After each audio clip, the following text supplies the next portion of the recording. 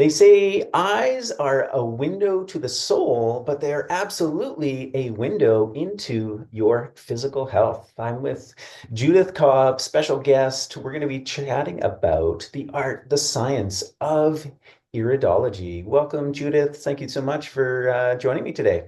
My pleasure. I'm really excited to be here. Cool. Well, if you don't know Judith Cobb, she's a master herbalist. She is an iridology practitioner. This is going to be the subject of our conversation today.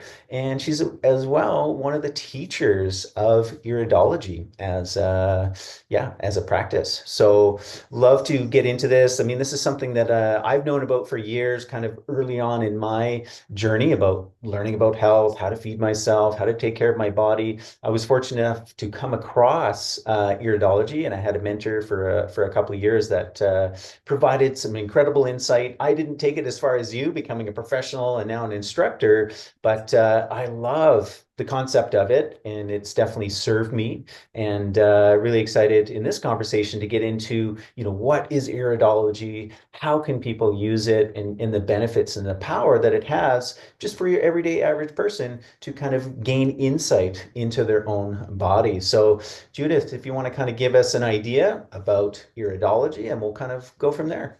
Yeah. Oh, thank you. Iridology is an evolving science. It is the science of studying the iris of the eye, looking for patterns and colors, different fiber structures and whatnot in there to help us understand our epigenetics. 45 years ago, we didn't understand that the irides were actually epigenetic maps. And now we do. And so when we look at the irides in the context of what the client's symptoms are, what the family health history is, and now we see patterns in the irides, we see different markings in the irides, we understand what this person's genetic potential is. For me, the beauty of this is it allows us to then create recommendations, diet, supplements, lifestyle that will not just help with the immediate symptoms the client is working with, but help to build and shape their health moving forward. Yeah, amazing. And if I recall, I mean, maybe there's different stories and kind of examples, but I remember learning about one of the earliest people that had tapped into this idea. Was it something about like an owl had broken its wing and he watched in real time how the eye changed? Does that story ring a bell or anything? Or It does. And it's interesting because that story is still out there.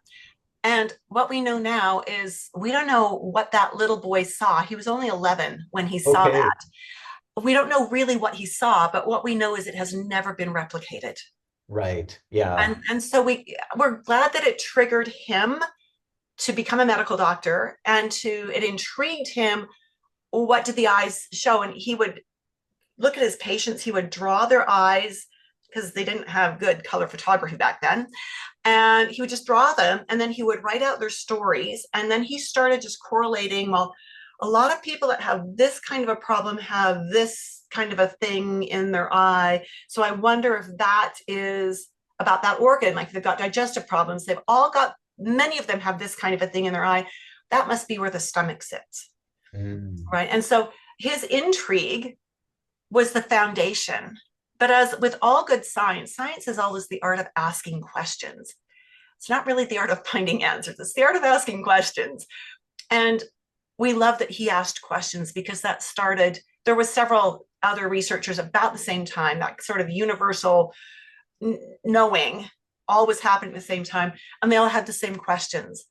And they all created maps that were very, very similar to one another. And that was the foundation. There's a lot of theories out there from way back then, the 1800s, the early 1900s, that have been proven to be incorrect.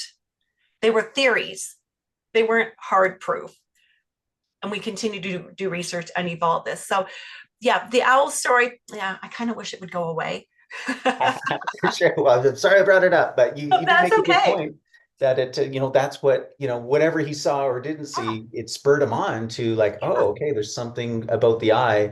And that was the most important part of that piece, right? And I absolutely agree. Yeah, and like you say, I mean, it's been generation after generation, and so many incredibly knowledgeable people.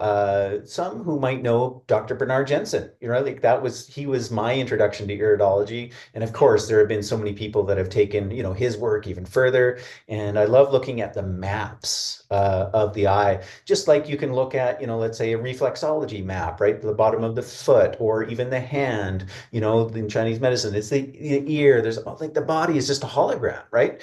Yeah. And I love seeing those maps of the eye and how, the organs overlay. And yeah, it's so fascinating. Oh, it absolutely is. We've seen maps evolve as well. My early days were with Jensen as Mhm. well. And I worked with the Jensenian style for about 10 years. And then I got really frustrated with it because I'd been taught that eyes would change based on dietary modifications. And in 10 years, I didn't see my eyes change. And I didn't Right. see my clients' eyes change. But that was when I was led to, when the student is ready, the teacher appears, led to constitutional iridology. The maps that we use in constitutional iridology are much simpler.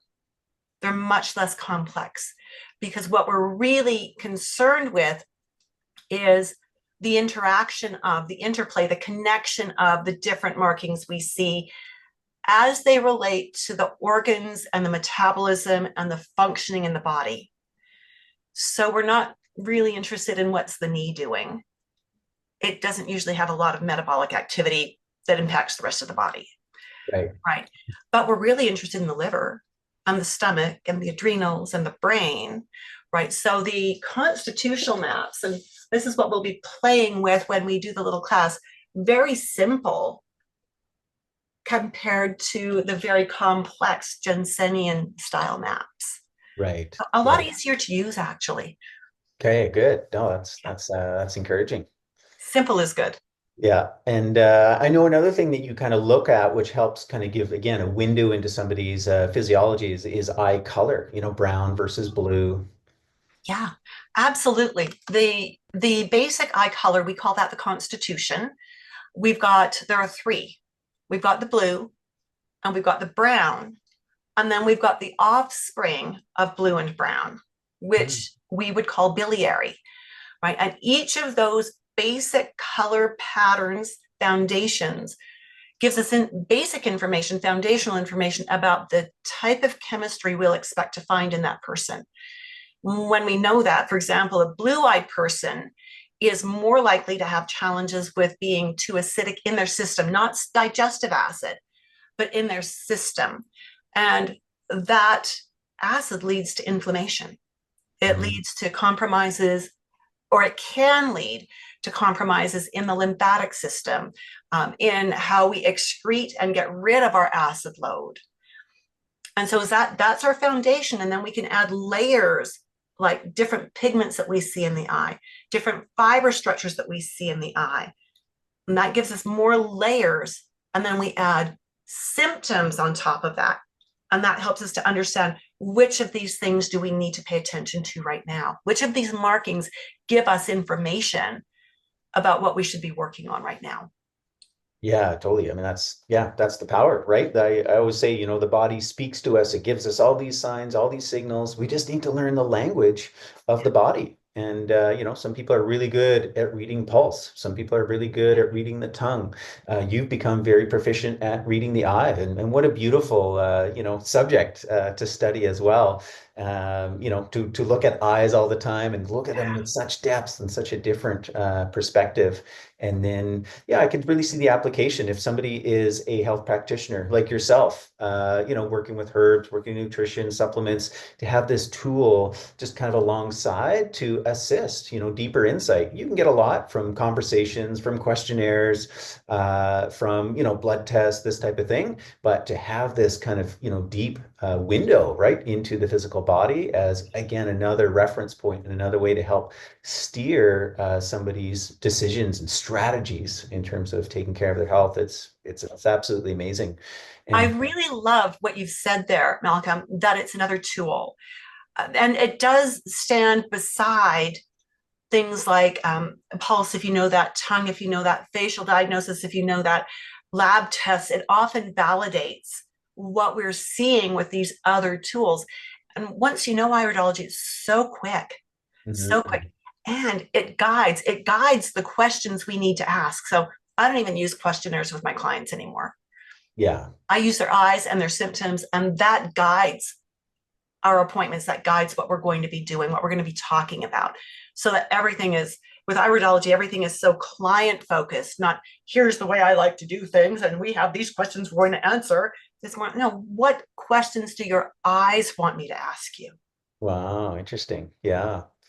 Cool. Well, so we talked about the application of a practitioner learning this, but let's say for me, I'm not a practitioner. For the average person, who's a health seeker, I could really see this providing such a foundation. Either they're going to come see you and in, an appointment or two, really develop this wisdom. And again, this is something that can serve you for a lifetime. You just know, okay, I'm a blue eyes. Okay, I'm going to have a little bit more trouble with acidity, lymphatic system, right? It can really kind of give me a North Star, shall we call it, to kind of, orientate towards.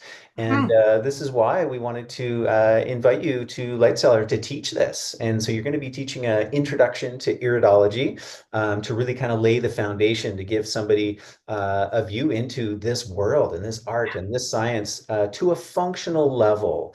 Mhm. It's a 3 hour class, and there's lots of like hands-on. They'll be looking at each other's eyes. And if you're really interested, you're not able to attend in person live, we're going to offer it online, which is amazing.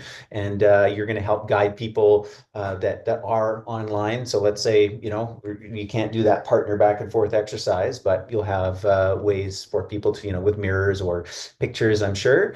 So I'll just run through some really quick details, and then I want to ask you a little bit more about the workshop, and if anybody's interested in attending, what they're going to walk away with at what level of integration and proficiency. So it's Saturday, April 26th. It's going to be 11 to 2. Again, that's Mountain Standard Time for us here in Calgary.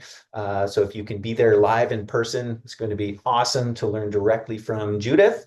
You can tune in online live, and then whether you attend in person or online, everybody will get the recording to kind of, review again and go through and kind of practice and yeah, go through some of those insights. So for somebody attending in 3 hours, this is introductory. And what is the level of kind of like insight and application that they'll achieve, walking away after that time? Yeah. Some of it will depend on how big the group is and how much we can get through. We will absolutely do the foundational constitutions of blue, biliary, and hematogenic. And we will likely also get through the subtypes by structure, which is looking at how the fibers are sitting in the eyes, because that gives us a lot more information. Is this a person who internalizes their stress, or is this a person who's more prone to slow healing after an injury, kinds of things? And that will probably take us the bulk of the 3 hours. If there might be time to dive into a bit of the subtypes by color, but we might not get quite that far. Even just having the foundational constitutions and the structural subtypes for any individual will be such a gift. If you're a parent working with children and you are just getting into this, and you take that really close look at your child's eye and you see that they fall into what we call anxiety tetanic for a structure, you now know this is a child who is really going to suck stress in, hold it close, and they're going to ruminate over this a lot. And if you know that about your child, then you may want to figure out, how can I reach that child? What tools can I give them to work through their stress more effectively rather than holding on to it?